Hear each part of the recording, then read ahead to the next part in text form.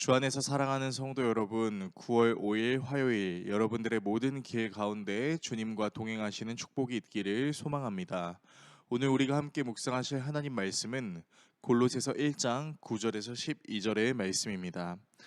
이로써 우리도 듣던 날부터 너희를 위하여 기도하기를 그치지 아니하고 구하노니 너희로 하여금 모든 신령한 지혜와 총명에 하나님의 뜻을 아는 것으로 채우게 하시고 주께 합당하게 행하여 범사에 기쁘시게 하고 모든 선한 일에 열매를 맺게 하시며 하나님을 아는 것에 자라게 하시고 그의 영광의 힘을 따라 모든 능력으로 능하게 하시며 기쁨으로 모든 견딤과 오래 참음에 이르게 하시고 우리로 하여금 빛 가운데서 성도의 기업의 부분을 얻기에 합당하게 하신 아버지께 감사하게 하시기를 원하노라.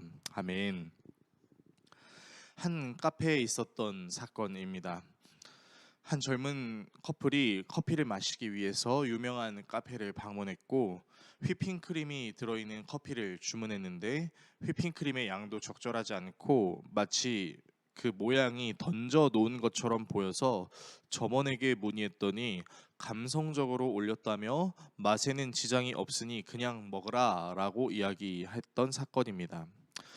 물론 감성적이라는 것이 우리에게 신선한 자극을 줄 수 있지만 감성적이라는 것이 마땅히 제공해야 하는 것을 제공해주지 못한다면 그것은 감성으로 포장할 수 있는 것이 아니라 잘못된 것이라고 말할 수 있습니다. 신앙생활도 마찬가지입니다. 우리는 신앙생활이라는 것을 통해 하나님을 만나고 하나님이 주시는 평안함을 얻고 또 그 평안함을 추구하기도 합니다.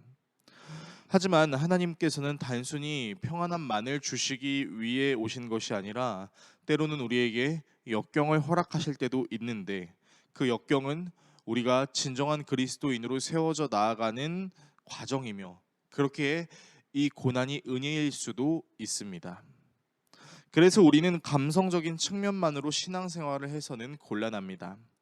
내 마음을 알아주시고 공감해 주시는 하나님의 은혜뿐 아니라 하나님을 알아가는 지식을 사모해야 할 것입니다.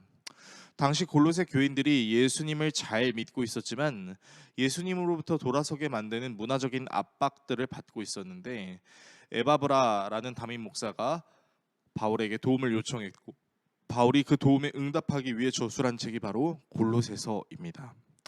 당시 골로새 교회 안에 대다수가 이교 사회에서 우상 숭배에 빠져 죄의 종 노릇을 하고 있었는데요.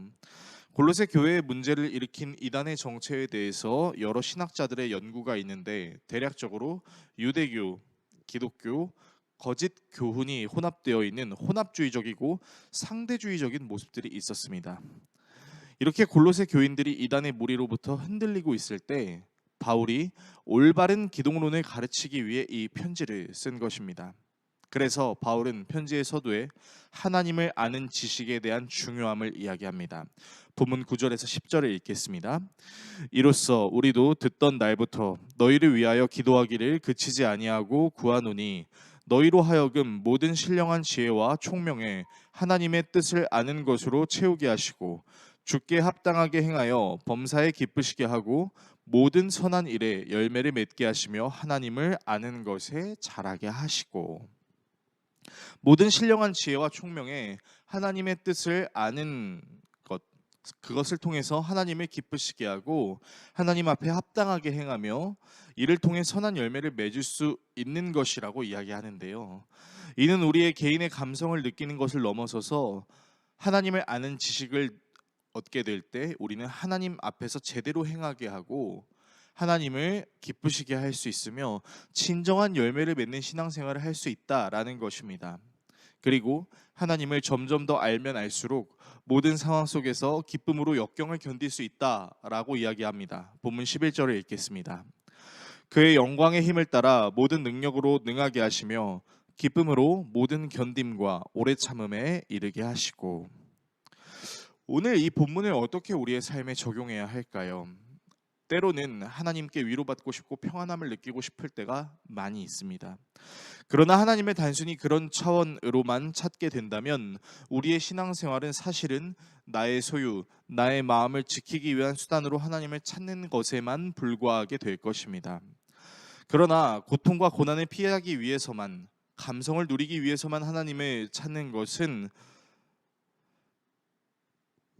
하나님을 그런 수단으로만 이용하는 것에 불과하게 되며 하나님이 누구이신지를 아는 것에 관심을 두지 않게 될 수도 있습니다. 그러나 하나님이 누구이신지를 알려는 마음으로 하나님을 찾게 된다면 단순히 감성적인 측면을 넘어서서 지적인 영역과 의지적인 영역, 즉 내가 누구인지, 무엇을 위해 살아야 하는지, 어떻게 살아야 하는지를 알 수 있게 될 것입니다. 저와 여러분이 감성만 누리는 신앙생활로부터 탈피하여 하나님을 아는 지식을 사모하는 신앙생활로 새로워질 수 있기를 예수 그리스도의 이름으로 축원합니다. 기도하겠습니다. 우리를 사랑하시는 하나님 아버지, 우리의 신앙생활이 그저 감성적인 측면에만 머물지 않기를 원합니다. 하나님을 아는 지식을 추구하여 하나님 앞에 합당한 신앙생활로 하나님을 기쁘시게 하며 선한 열매를 맺을 수 있도록 우리에게 하나님을 아는 지식을 더 사모하게 하시고 그 하나님을 아는 지식으로 말미암아 고난과 어려움 중에도 기뻐할 수 있는 우리 모두가 되게 하여 주시옵소서. 예수 그리스도의 이름으로 기도드립니다. 아멘.